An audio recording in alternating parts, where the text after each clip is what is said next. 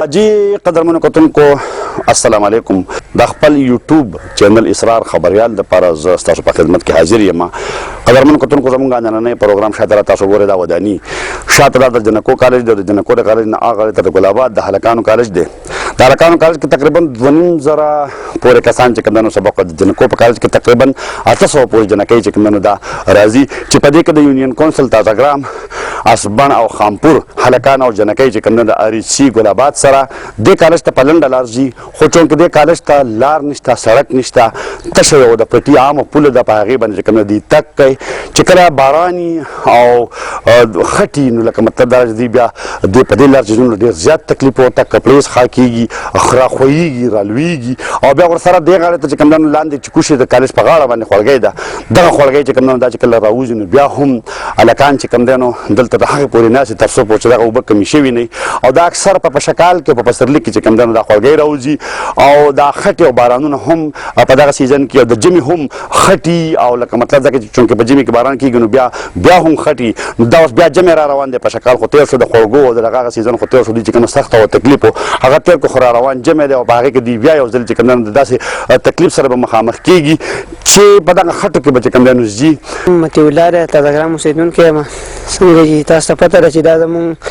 کالج لاره ده چې په دې باندې تقریبا په سوونو او په زرونو جنکۍ ولکان دې کالج ته ځي او کله چې باران وشي نو موږ ته انتهایي تکلیف وي او په دې کې خټې هم یو موږ لکه نه شو تللی اکثر دا خړګی هم راوتي نو بیا موږ بیا خدای هم نه شو نو دا موږ ته انتهایي تکلیف ته لاري روډ ډېر زیات خراب دی موږ ته په دې کې په راتلو کې هم ډېر زیات تکلیف وي زما نوم اویس خان دی د شونډا اوسېدونکی یم موږ ته په دې لار راځو لکه باراني او ډېرې خټې وي اوس ورته پیرل دا کورونه جوړ شوه دو ورته اوس د کټورو پیپونه وروباسله نو اوس موږ ته راتلونکي ته ډېر مشکلات دي موږ دلته راغلو سپلۍ جامې دا بیخي بې المازه لکه دلته موږ مونځ کولی ونه شو ولې دې خلکو ته کډر راوباسلي میچازي دا لاره بالکل خرابه موږ خو پی راشو موږ دا کمې جنکۍ دلته دې کالج ته راځي دا نور جنکۍ دي دوی خو بیخي نشي راتلی ښه په بله ورځ موږ پریکټیکل و هفتې ورځې کېږي موږ په ګلاباد په طرف راتاو شو په ګلاباد راتاو شو دلته هم خوړ راوتی و دا هم راوتی و نو باید هم سره هېڅ لاره نه و دلته نه موږ ټایم روان و او نور هم سره هېڅ لکه لاره ونه وه موږ اوس په کم طرف راشو په پټو ونه شو راتلی خټې وي بار دې کې خټې وي لکه موږ دې حکومت ته دا اپیل کوو موږ دا روډ دی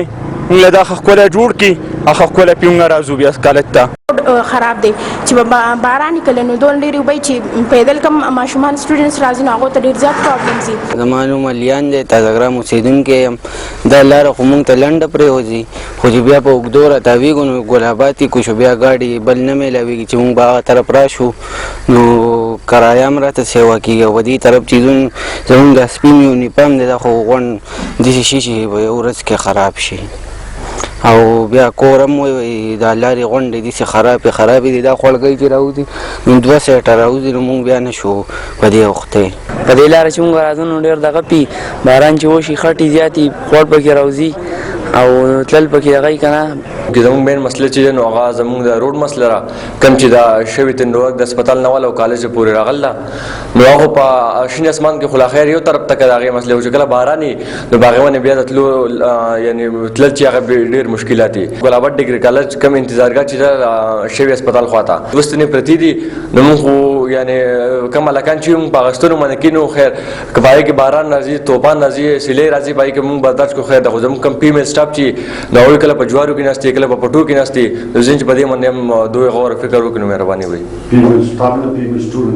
کوم فیمیل سټاف چې سټوډنټ او سټاف دواړه ناست دي دا خړګۍ هم ده نو اکثر چې باران وشي نو خړګۍ بیا تېزه راوتي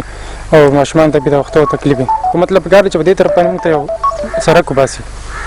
او دا خړګۍ دا سیسټم ته هم ختم کړي په خړګۍ باندې پول وباسي دلته سړک نشته د ډېر وخت نه مونږ اورو چې په دې باندې چې کوم سیکشن 4 لګېدلی دی او دلته کې دې کالج ته د اسبن روډ نه چې کوم دی لکه سړک منظور شوی دی خو تر اوسه پورې دغه سړک چې کوم دی نو دا جوړ نشو. دغه جنکۍ هلکان ماشومان تاسو ولیدل چې هغوی چې کوم دی نو په دې نری لار باندې ځي او د یو خاص تکلیف د یو سم تکلیف سره مخ دي. کم از کم 800 جنکۍ دي نو 400 خامخا د درېو یونین کونسلونه ځي، دغه شانتې هلکان هم په دې لار باندې ځي. بیا ټول نه غټه مسله ده چې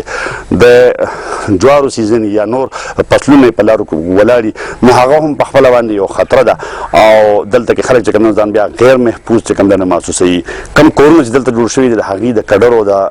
استعمال اوبه هم چې کوم دی دې لار ته راوتې دي، هغه ځان د دې جنکو هلکانو لپاره یو تکلیف دی. نو پکار دا ده چې کوم د آریچي ګل آباد سره سیکشن 4 لګېدلی دی نو که سرکار دغه سړک چې کوم دی نو نه ورکوي نو پښتو معاشره ده، پښتانه یو مونږ ټول دلته په دې کلو کې د پښتنو مشران موجود دي او پخوا به چې کوم دی دغه مسلې چې کوم دی داسې قسم مسلې د لارو کوڅو هغه به په جرګو حل کولې. پکار ده چې په دې کې هغه مشران چې کوم دی نو هغه سټارټ واخلي او په دغه خلکو باندې جرګې وکړي د چا ځمکې چې دلته په دې لار کې راغلي دي او د دې هلکانو جنکو دپاره چې کوم دی د دې لارې غم وکړي. ځکه چې دا لار چې کوم دی نو دا داسې نه راځي چې دا یوازې نننۍ ورځ ده چې بس ختمه شوه خبره ختمه شوه. دا مستقل دغه کالجونه دغلته موجود دي او د دې ځای کې چې څومره جنکۍ او هلکان دي د دې قام بچي دي هغه به هم په دې لار باندې دا لار به استعمالوي. نو که دا لار په سړک کې بدل شي او ګاډی ځي نو کم از کم دې ته فایده دا وشي چې په هغه لاین باندې د ګل آباد نه چې په دې طرف باندې په لنډو ځي نو کم از کم په 10 منټه کې ځي، په 15 منټه کې ځي، په هغه لار چې ځي 2.5-3 کیلومتره چې کوم دی دې ته لار هم سیوا کېږي او وخت هم ضایع کېږي او پیسې هم چې کوم دی نو زیاتې لګي او اکثر د خپل ترانسپورټ هر سړی چې کوم دی هغه نشي برداشت کولی. نو پکار ده چې دا سړک چې کوم دی دا جوړ شي.